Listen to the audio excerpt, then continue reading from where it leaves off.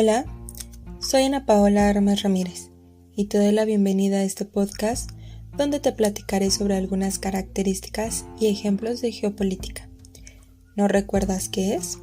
No te preocupes, aquí te va una pequeña definición para refrescarte. La geopolítica es el estudio de los efectos de la geografía humana y la geografía física sobre la política y las relaciones internacionales. Ahora que ya lo recordemos, continuemos. Como características, encontramos que se estudian los factores geográficos, económicos y raciales de los pueblos para determinar su política. Conjuga los factores geográficos, humanos, históricos, sociológicos, económicos y estratégicos. Al analizar pasado y presente, orienta los objetivos del Estado para el futuro. Con estos factores está en la capacidad de convertirse en una orientación fundamental para la política de los países, ya sea interna o externamente, y conduce hacia las tomas de decisiones políticas y estratégicas más convenientes para el logro de los objetivos del Estado.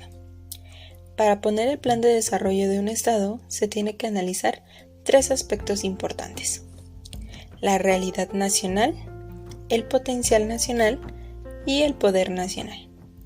La realidad nacional es la base para la existencia del potencial y del poder nacional. Es el aspecto positivo o negativo que se tiene en un determinado momento y conjunto interrelacionado grupal de instituciones de carácter económico, político, sociocultural que entregan una nación.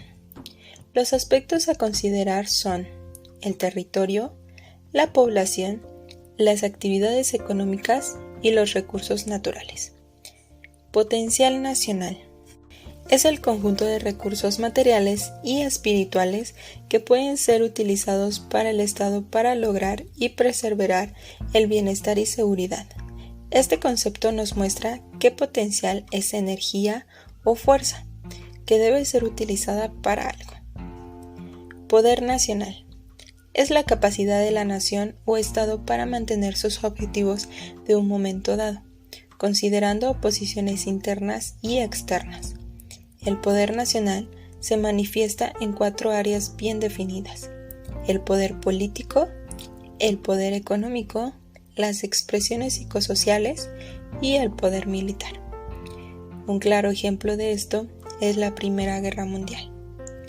Fue precisamente en este contexto geopolítico mundial donde Lenin destacó el íntimo vínculo de las guerras entre países con el sistema capitalista y sus consecuencias directas. La competencia económica.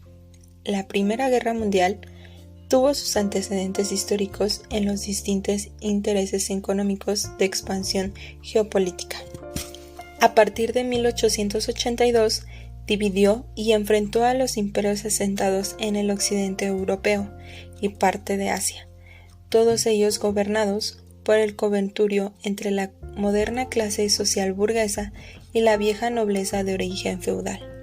Temerosas ambas de la alianza política entre proletarios y campesinos, en vísperas de la primavera, conflagración bélica mundial, por un lado estaba la llamada Entente Cordiale entre el imperio y la República Francesa, a la que en 1907 se adhirió el Imperio Ruso, y así pasó a llamarse Triple Entente.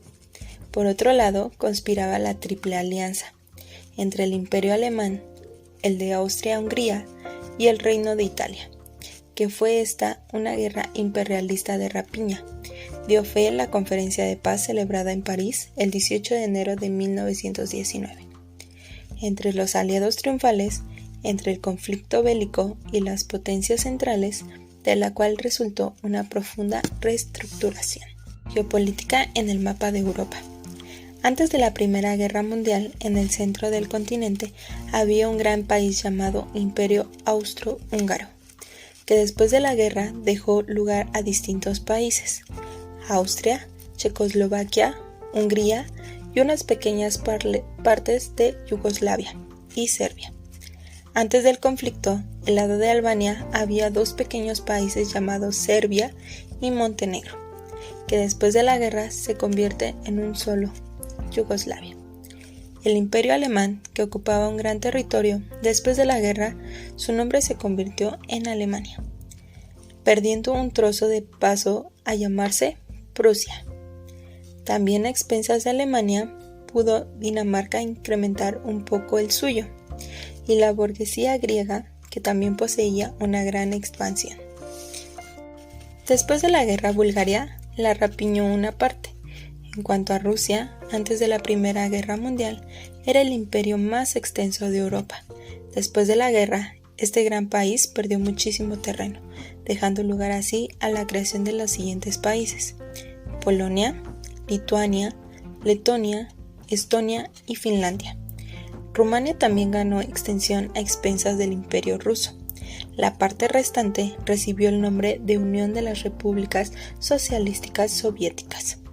Para ver los mapas entre antes y después de la guerra, esta guerra costó $186 millones en destrucción de riqueza creada, y las bajas humanas en los combates terrestres ascendieron a 37 millones, sin contar los 10 millones de víctimas pertenecientes a la población civil, que fallecieron indirectamente a causa de la contienda.